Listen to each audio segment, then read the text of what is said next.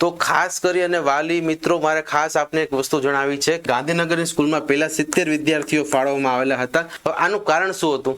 પણ હું એમ કહું કે જો વિદ્યાર્થી મિત્રો તમે અમારા એપ્લિકેશનથી જોડાયેલા છો તો છેલ્લા અઠવાડિયામાં મેં જે ચલાવેલું છે ને એ તમને એક પણ બુકમાં જોવા નહીં મળે.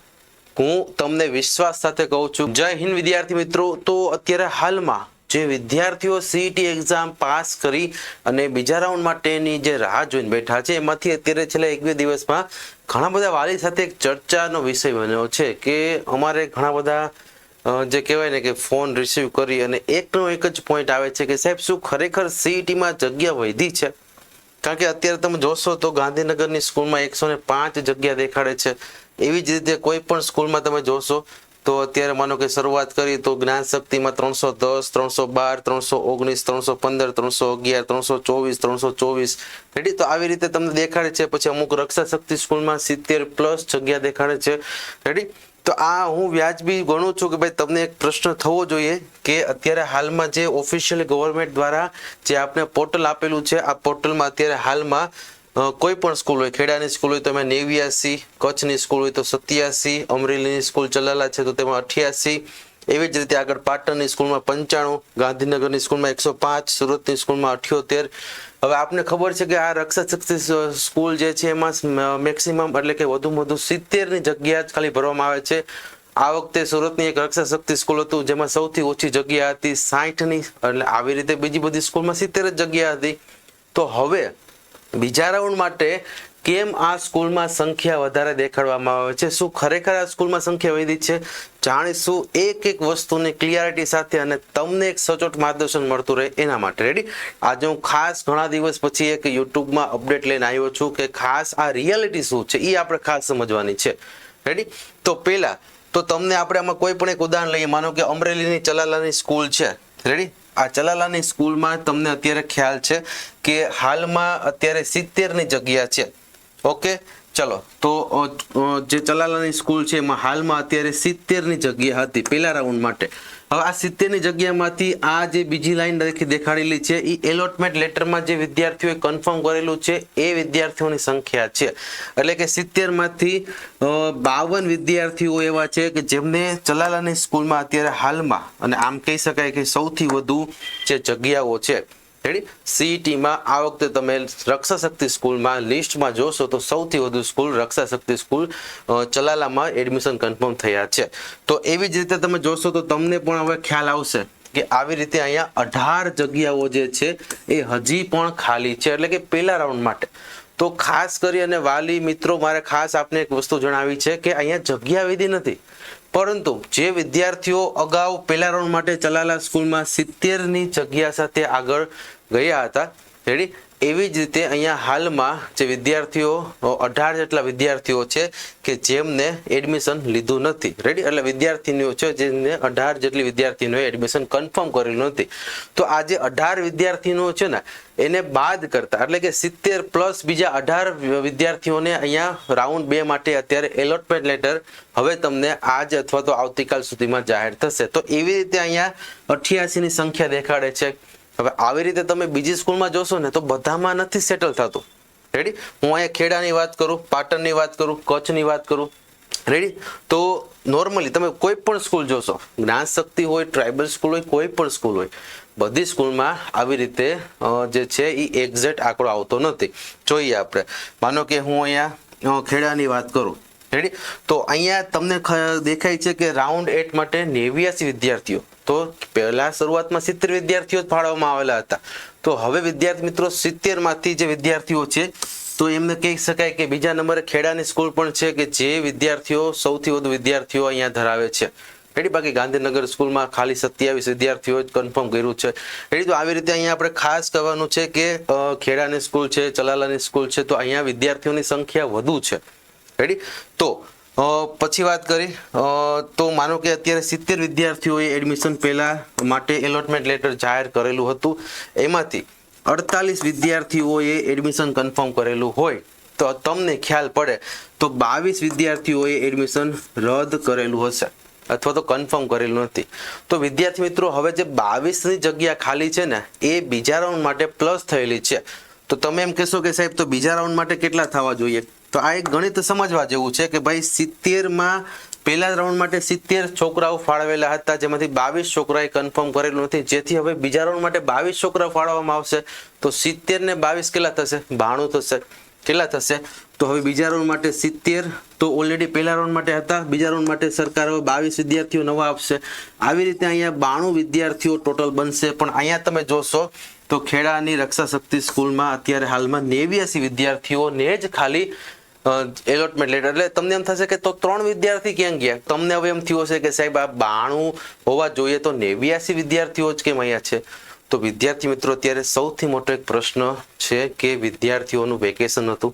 વિદ્યાર્થીઓનું વેકેશનના લીધે જે 3 વિદ્યાર્થી છે એમને જે તે સ્કૂલમાંથી હજી એલસી જે છે એ નીકળેલું ન હોય, અથવા તો અન્ય કોઈ એલસી બાબતનો કોઈ પ્રશ્ન હોય, એના લીધે એમનું એડમિશન અત્યારે હજી કન્ફર્મ થયું નથી.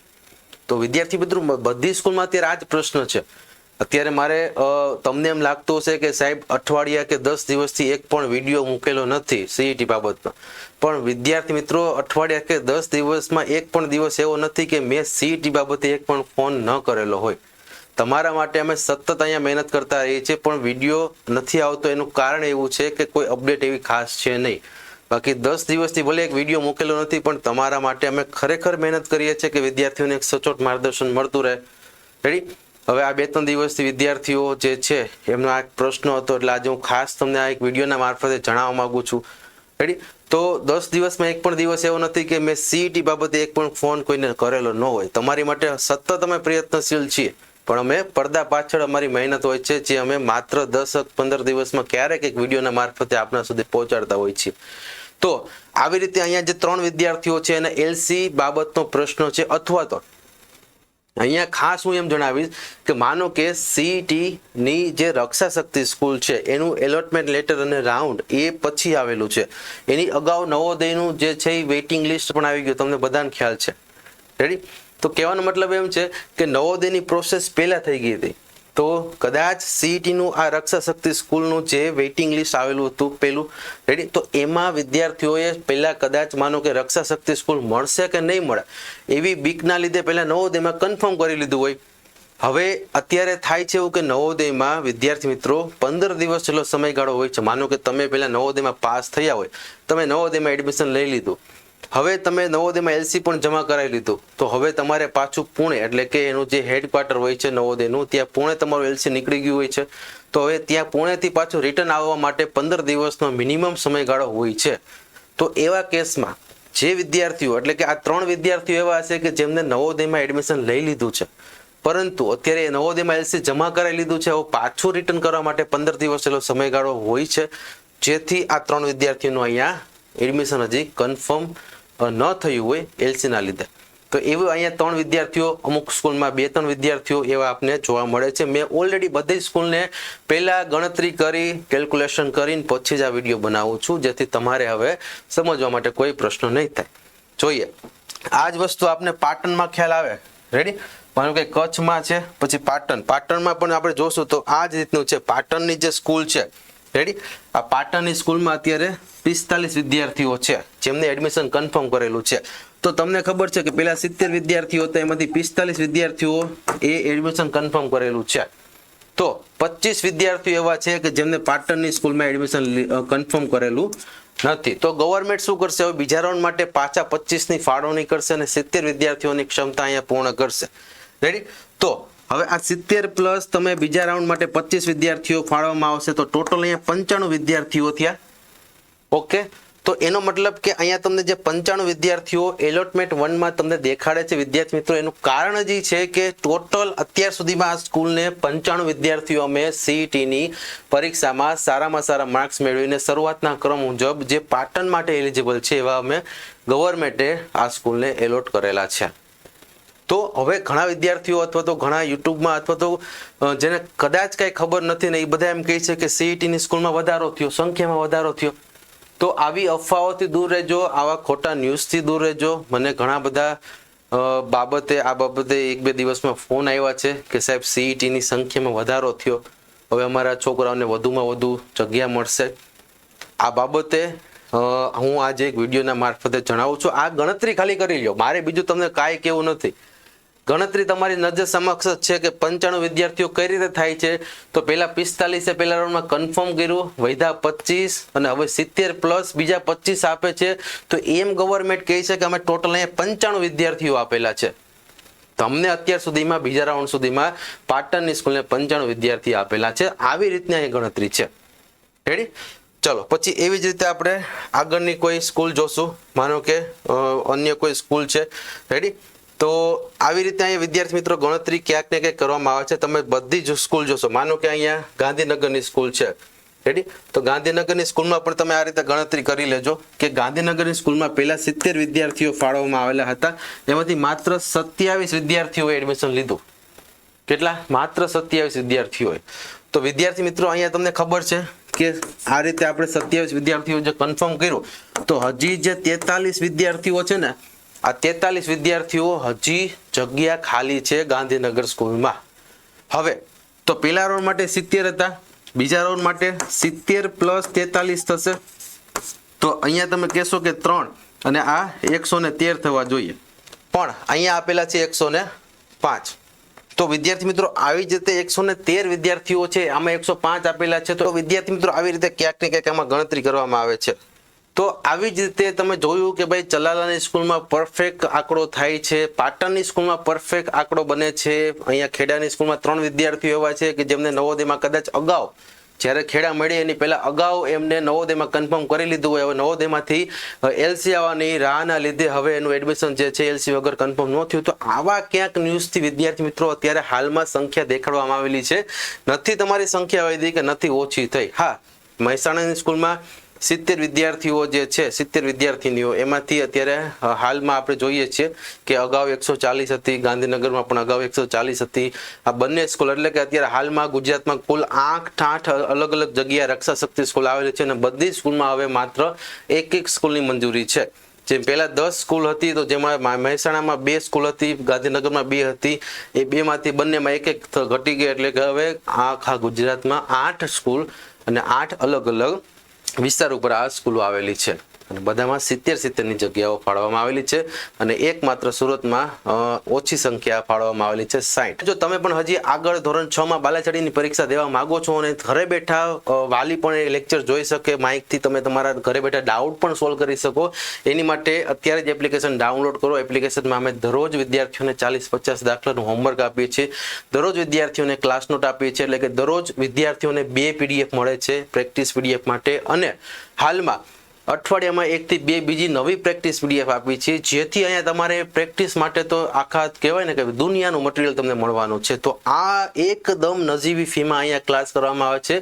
આની માટે તમારે એકવાર એપ્લિકેશન ડાઉનલોડ કરી અને અનુભવ તો કરવો જ પડશે, કારણ કે જો તમે એકવાર એપ્લિકેશનમાં આવશો ને પછી તમે આખા વર્ષ માટે એમ કહેશો કે નહીં હવે તમારે આખા વર્ષ માટે આ કોર્સ લેવો છે. કારણ કે તમને ખબર છે કે જે વિદ્યાર્થીઓ અમારી સાથે જોડાયેલા છે કે એક વસ્તુ ડિટેલમાં ચલાવવામાં આવે છે. તમારી પાસે એક પણ બુકમાં એક પણ ટોપિક ન હોય એવા ટોપિક અહીંયા આપેલા છે. પરીક્ષા વિદ્યાર્થી મિત્રો કોઈ પણ હોય, નવોદય, બાલાછડી હોય કે CET હોય, અઘરી પરીક્ષા એક પણ નથી, સહેલી પરીક્ષા જ હોય છે. પણ તમારી પાસે પહેલા માર્ગદર્શન સારું હોવું જોઈએ. રેડી? અને બીજા નંબરમાં તમે જે વાંચો છો ને એવું જ પૂછાવવું જોઈએ. જે નથી વાંચતા ને એ ક્યારેય પૂછાવવું ન જોઈએ. ત્રીજા નંબરમાં કે આપણી બુકમાં જેટલું મટીરિયલ હોય છે એમાંથી આપણે વાંચેલું હોય છે ને એટલે આપણે અમુક વખત અમુક પ્રશ્નો અઘરા લાગે છે. પણ હું એમ કહું કે જો વિદ્યાર્થી મિત્રો તમે અમારા એપ્લિકેશનથી જોડાયેલા છો તો છેલ્લા અઠવાડિયામાં મેં જે ચલાવેલું છે ને એ તમને એક પણ બુકમાં જોવા નહીં મળે. રેડી? એ તમને એકેય બુકમાં જોવા નહીં મળે. તો વિદ્યાર્થી મિત્રો આ જ રીતે અમે તૈયારી કરાવી છે. તો ખાસ કરી અને જે તમે વાંચો છો, જે તમે ભણો છો એવું જ જો પૂછાય છે ને તો તમારી માટે પેપર ક્યારેય અઘરું નથી. રેડી? આ વસ્તુ ખાસ યાદ રાખજો. પ્રશ્ન ઘણીવાર સ્પર્ધાત્મક પરીક્ષામાં એવા આવે છે કે જે આપણે કોઈ દી જોયેલા જ નથી, જે આપણે કોઈ દી વાંચવામાં જ નથી, એવા જેનું મટીરિયલ આપણી પાસે છે જ નહીં.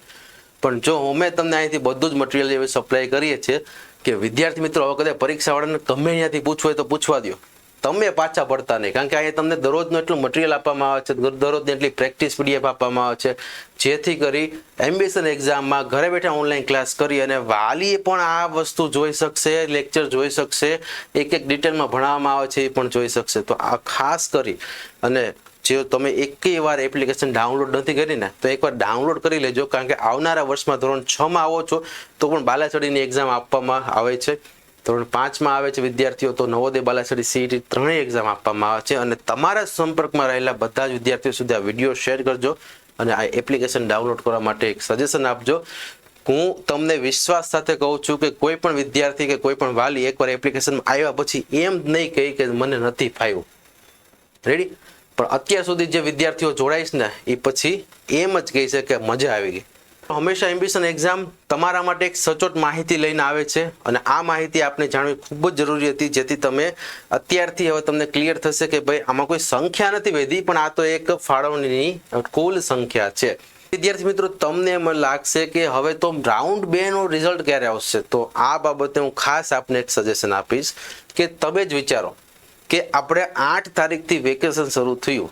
રેડી? વેકેશન પૂરું થયું અને સ્કૂલ શરૂ થઈ. હવે 6 તારીખ એટલે કે શનિવાર સુધીમાં આપણે અહીંયા રિઝલ્ટ આવી જાય એવી 100% કન્ડિશન હતી. પણ આની વચ્ચે એક પ્રોબ્લેમ એવો થયો છે કે અત્યારે હાલમાં આજના દિવસ તો નહીં પણ ગઈકાલ સુધી રાત્રે આ પોર્ટલ એક શરૂ હતું. જે પોર્ટલ એટલે કે જે જ્ઞાન શક્તિ સ્કૂલ, રક્ષા શક્તિ સ્કૂલ જે વિદ્યાર્થીઓની માહિતી કન્ફર્મ કરી અને જે ગવર્મેન્ટને પહોંચાડે છે એનું પોર્ટલ હજી ગઈકાલ સુધી શરૂ હતું. હવે આનું કારણ શું હતું? તો વિદ્યાર્થીઓનું વેકેશન પૂરું થયું છે. સરકારી સ્કૂલમાં ભણતા વિદ્યાર્થીઓને અત્યારે હાલમાં પ્રિન્સિપાલ સાહેબ દ્વારા કહેવામાં આવતું હોય છે કે સ્કૂલ ખોલે પછી એલસી લઈ જાજો. તો એવા કેસમાં જે વિદ્યાર્થીઓ છે એનું એલસી આવેલું નથી. હવે અમુક વિદ્યાર્થીઓ, મેં તમને કીધું કે અમુક વિદ્યાર્થીઓ આગળ કોઈ બીજી યોજનામાં કન્ફર્મ કરેલું હોય, તો એવા કેસમાં અત્યારે વધુમાં વધુ જ્ઞાન શક્તિ સ્કૂલના એડમિશન હજી કન્ફર્મ થયેલા નથી, જેથી ગઈકાલ રાત સુધી આ પોર્ટલ શરૂ હતું. અને આ પોર્ટલ તમે ક્યાંય નહીં જોઈ શકો, પણ એ જે તે સ્કૂલ પોતાના ડેટા ગવર્મેન્ટને આપે છે. એક ડેટા ઉપરથી ગવર્મેન્ટ પછી આગળ નક્કી કરે છે કે વિદ્યાર્થીઓને હવે કુલ કેટલા ફાળવવાના છે. રેડી? અને આ અપડેટ થઈ ગયું છે. આ અપડેટ થઈ ગયું છે. તો હવે પૂરેપૂરી સંભાવના છે કે આજ સાંજ સુધીમાં આની અપડેટ આવશે. પણ વિદ્યાર્થી મિત્રો, આપને હું ખાસ જણાવવા માંગીશ, અપડેટ જ્યારે આવશે ત્યારે હું તમને સૌથી પહેલા આ યુટ્યુબ ચેનલમાં અને અમારી વોટ્સઅપ ચેનલ જે આ વિડીયોના ડિસ્ક્રિપ્શનમાં આપેલી લિંક છે એમાં તમને સૌથી પહેલા એની માહિતી મળી જશે. યુટ્યુબ પહેલા પણ તમને અમારી વોટ્સઅપ ચેનલમાં માહિતી મળી જશે કે બીજા રાઉન્ડનું લિસ્ટ આવી ગયું છે, જેથી અત્યારે જ વોટ્સઅપ ચેનલમાં જઈ અને તમે જોઈન કરી લો. તો આવી જ રીતે આગળની બધી જ અપડેટ મેળવવા માટે અત્યારે જ આ ચેનલને સબસ્ક્રાઇબ કરી લેજો. જય હિન્દ, જય ભારત.